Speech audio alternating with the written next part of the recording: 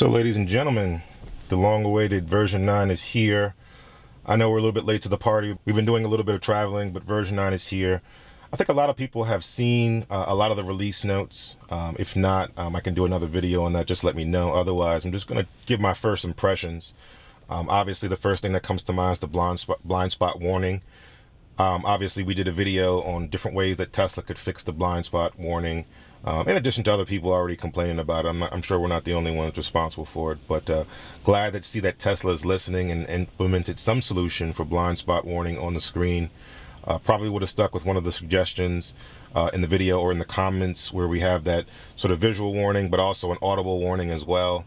So that would have been cool. But so far, you know, it's a step in the right direction, and they can always add that at any point in time.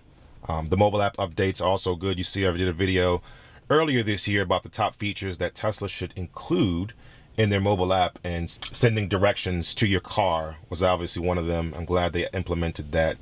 Makes it a lot easier, a lot more convenient, as well as being able to update your software via your mobile app. So kudos to Tesla for finally implementing this. I think it's a much needed feature for the car, and makes everyone's lives a lot easier to be able to do that and take advantage of the technology. Okay, there's app launcher, there's climate controls, we'll get into that, and then there's obviously cold weather coming in. We'll talk about that as well. And as for the navigation, they added some good features by bringing some of the settings to the forefront. That wasn't always the case. You had to go into the menu to select the different settings, so that's also a good thing. The traffic view is now changed. We'll talk about that in a minute. The media player changed, but not so much drastically. It's very familiar, but also a little bit better in terms of some of the controls and some of the features that it has there. Starting from top to bottom, we look at the same icons. These are all consistent, so nothing really changes here. Happy that they were consistent here. The main menu here, the quick launch menu here, brings up the quick controls, which is nice.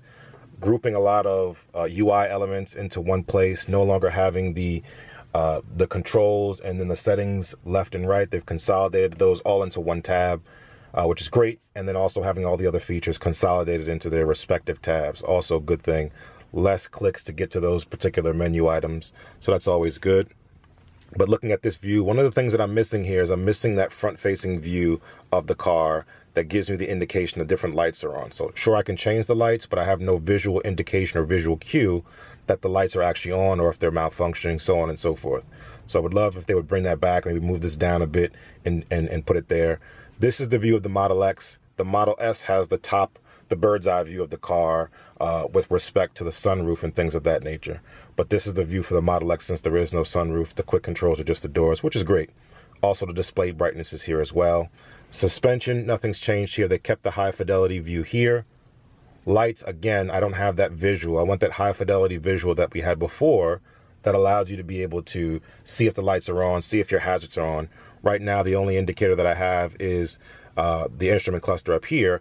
If the car is in view. If I'm in drive, then the car is facing the opposite direction, so I can't really tell. I can sort of see what it looks like on there, but not really. So really, if they had the high fidelity view here, that would be ideal, so we can see what the lights are doing when we turn them on and off.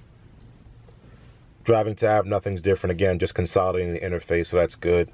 Autopilot, this is also good. Vehicle, having all the settings all the way here as well. Also a good thing, less clicks, no toggling between, again, the controls and the settings tab.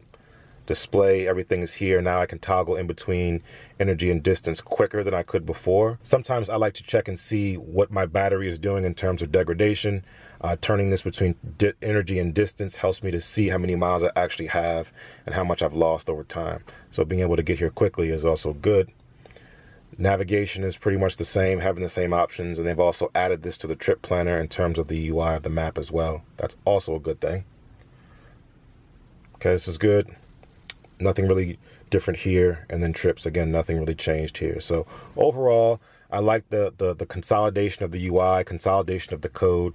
One of the things I'm not a fan of is the typography, the different icons and the typography that they use for the different elements here. A lot of bold going on, maybe too much bold, not a lot of contrast in terms of having some items bold and some items not bold. If you see inside the instrument cluster retains its old form where it has some elements in bold, some elements in different colors, and some elements with a lighter font.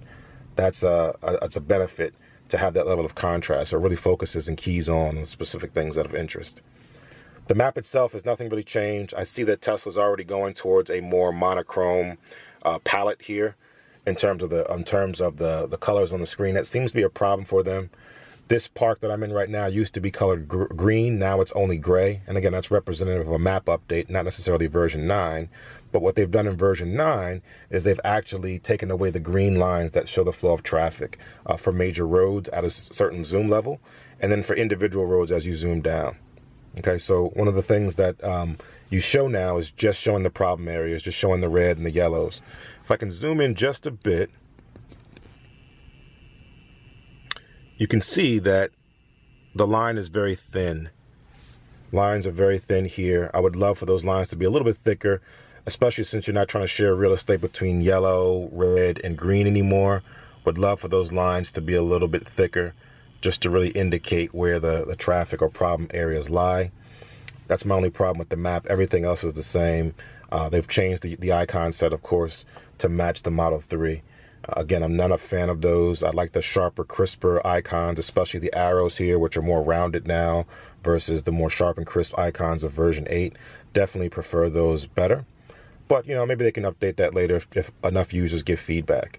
Okay, so in addition to just the controls menu, which we already saw, they've also updated the media player, which I think is pretty good. Pretty good. Again, bold fonts all the way through, no real contrast. Everything is just bold and in your face. Would love for it to be a little less bold and have contrast. Some elements in bold, some elements not in bold. The way they did it before. The media player was very good before. I think that the purpose here with this UI update is to just make things easily accessible to where your hands rest on the armrest. So just having your arm here resting, you can easily access all these menu items. You have the mini player here, and then you have the fully extended view, which gives you more options. Would love to see this icon up here just to differentiate the settings versus all the other controls you have here. And I'd also like to have the buttons a little bit bigger. Again, just different icon sets that they're using. This button should definitely be a lot bigger so you can hit it without having to look while driving. Otherwise, the media player looks great, looks clean, not very different from what it was before. I can always bring it down and then bring it back up. What is different is that they've no longer included the top navigation menu items. They've consolidated that into a quick launcher or an app launcher, where you click this and you have access to all these different icons, which would typically be up top. But it suffers from the same problem as the one up top did, which is it goes away after a certain period of time. And if I was to press it and I had to take my hands off the road, put my hands back on the car and pay attention to the road, by the time I look back down, the menu item has gone away and I have to press it all over again. I wish that they would allow you to press it, let it stay here until you dismiss it, until you close it, or until you open up another app that overrides it. But otherwise, it has the same information, the calendar, it has the energy. Again, these are windows that pop up that don't allow you to move them. Specifically, the rear view camera. I can't move this. It doesn't move at all. Okay, I can move the web browser and bring that further up like that, but for the most part, I can't move the camera, which is a problem. Would love for them to have it up here. The camera is very useful up top, closer to where your field of view is for looking at the road and for looking at the actual rear view mirror. Would love if they could put it up top. Okay, this icon I'm not a fan of for phone calls, and then charging screen is the same. Again, looking at the icon set and looking at the typography, all very bold. Not a fan of this style. Would prefer the old style that they had before in terms of having some elements that are not as bold, some elements that are bold, and just having that contrast. But everything is just super bold right now, really in your face. That's, again, my little gripe and pet peeve from a UI perspective that I don't really like.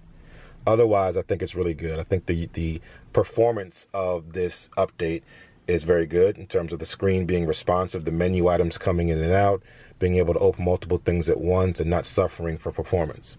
What does get a little bit odd is the climate control. Climate control is a little bit weird because before there used to be a power button, so I can turn it on and turn it off very quickly.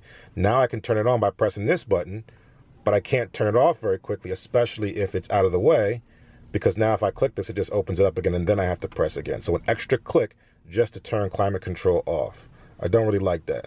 But while it's on, turn it down so you can hear me a little bit. This layout is going to take some getting used to as well. the same options are here. They're just laid out a little bit differently. And for me personally, I would love for them to add some color to differentiate the cooling system versus the heat and the cold weather system in terms of this. Right, so this is the cooling elements, all of the circulation and recirculation, biohazard defense mode. This represents all the cold weather and heating functions for heated steering wheel, heated wiper blades, the seats, and then the defrosters for front and rear are still at the bottom here. They're not up here. Maybe it makes sense to put them up there too. I'm not sure, but that to me was odd at a first glance. That there's no color to differentiate that, just to make it easier to see that, hey, this is hot, this is cold, or this is the fan versus this being the cold weather elements. This symbol alone just really isn't relevant, and I much prefer the high fidelity view that we got before that typically was under cold weather, something similar to this.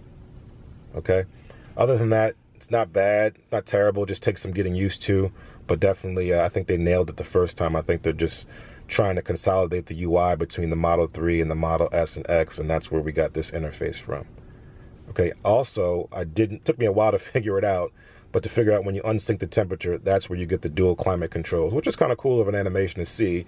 But again, what's wrong with it being like this all the time? I don't know why they tried to consolidate the interface this way and make it so that it's one item. It's one item when it's together, and then it's two items when it's apart. Not sure what the impact of just keeping it separate was, but again, this is the menu.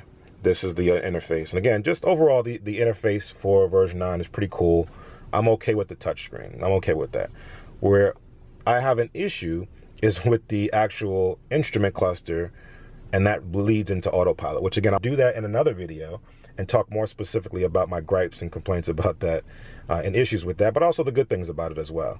But for now, so far, so good. The update is solid in terms of the touchscreen and all the features and performance enhancements and consolidation of the UI that it provides. And so for the navigation, I didn't touch on this really quickly. Everything is the same. Again, lots of bold, a lot of bold fonts in my face. I guess it's so it's easier to see, but it's just very bold and overwhelming. Would love for the fonts to be a little bit more subtle. Again, the gray fonts may be a little thinner in terms of the font weight, but otherwise the navigation is pretty spot on in terms of adding some of the features that that we brought up before. Again, once bringing up a route brings you up the actual interface. Again, lots of bold fonts, very in your face. Being able to put this up, make it available while you're actually actively working on a route. You can choose to avoid the tolls or adjust the rerouting accordingly right from here without having to dig through the menu, go to navigation and do it that way. So again, kudos to Tesla on that one. That's a good look there. I think that covers everything that I wanted to talk about right now. Just quickly, first, quick impressions of version 9. I think it's a solid update. I think I'm going to have to talk about Autopilot and the instrument cluster in a separate video. In terms of performance, in terms of trying to unify the UIs, I think they did a good job. I think there are certain elements that they can refine and improve over time, but we'll get into that. We'll talk about it as they release them and get more discussion. Let me know what your thoughts are in the comments, and I'll catch you in the next video.